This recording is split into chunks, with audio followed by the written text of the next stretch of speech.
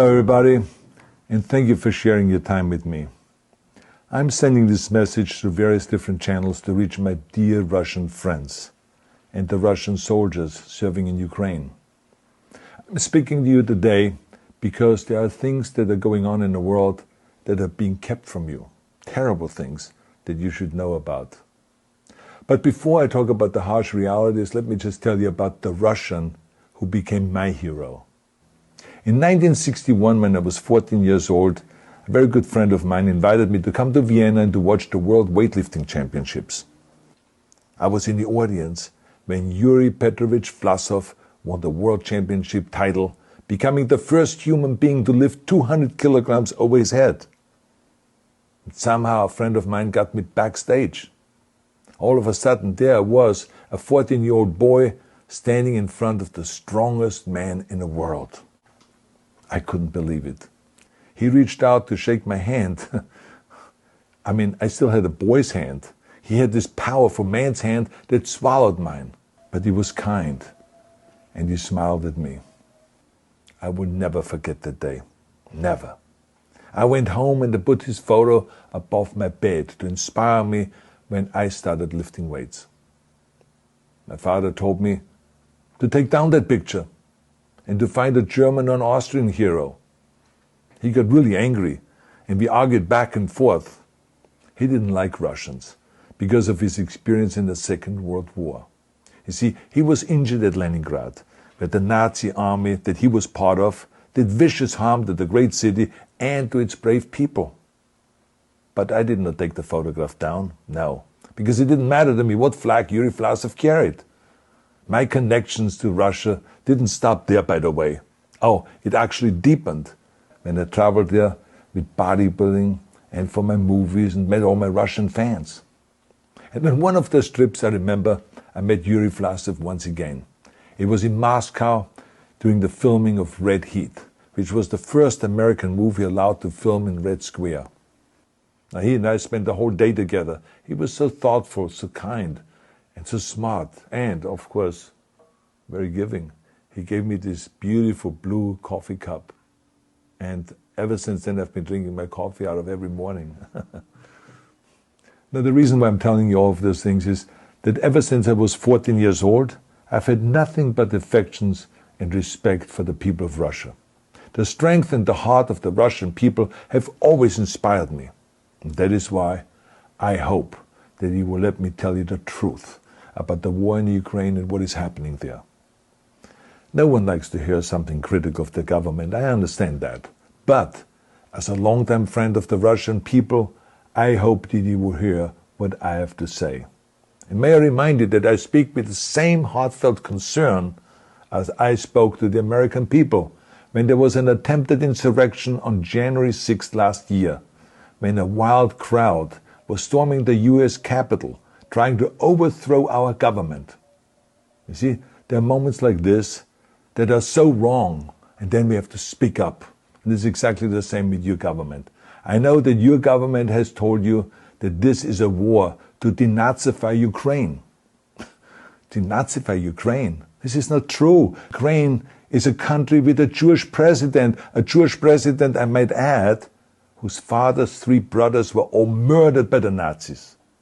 You see, Ukraine did not start this war. Neither did nationalists or Nazis. Those in power in the Kremlin started this war.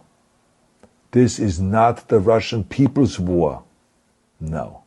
As a matter of fact, let me tell you, what you should know is that 141 nations at the UN voted that Russia was the aggressor and called for it to remove its troops immediately.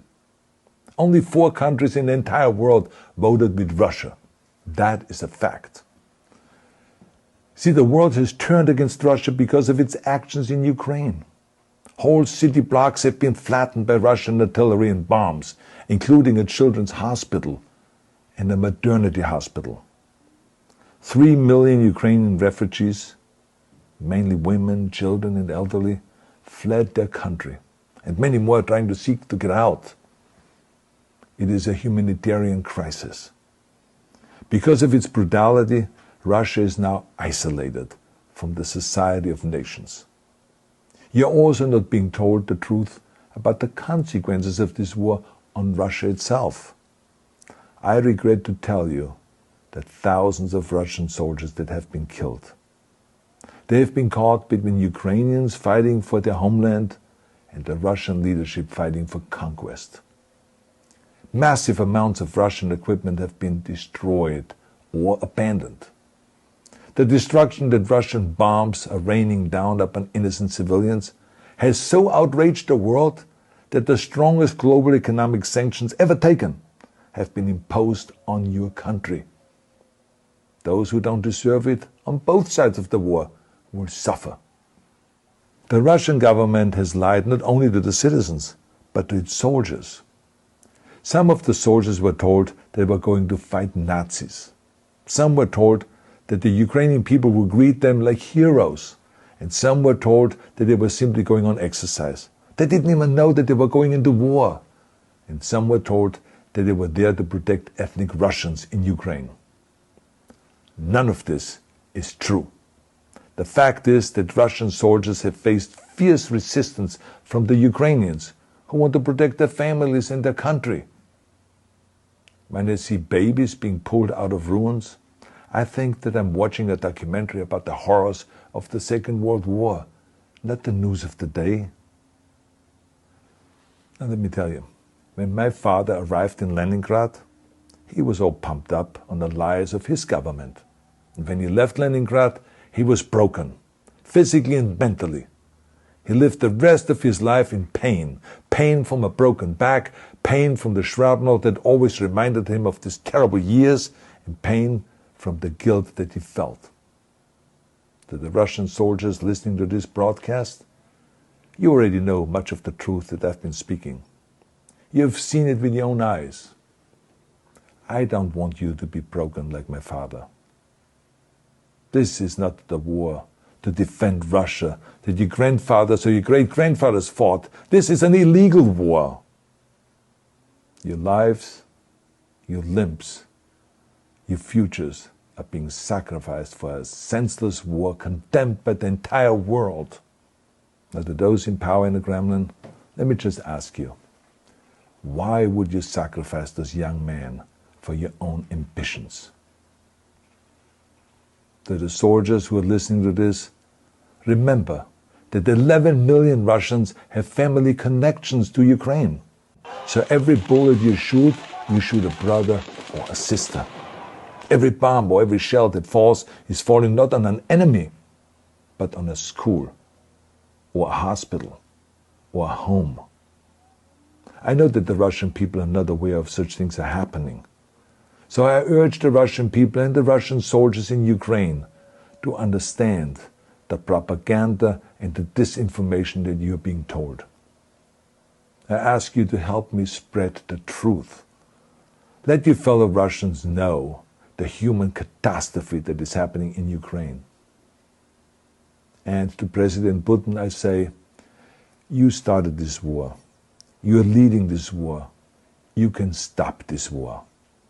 Now, let me close with a message to all of the Russians who have been protesting on the streets against the invasion of Ukraine. The world has seen your bravery. We know that you have suffered the consequences of your courage. You have been arrested, you have been jailed, and you have been beaten. You are my new heroes. You have the strength of Yuri Petrovich Vlasov. You have the true heart of Russia. My dear Russian friends, may God bless you all.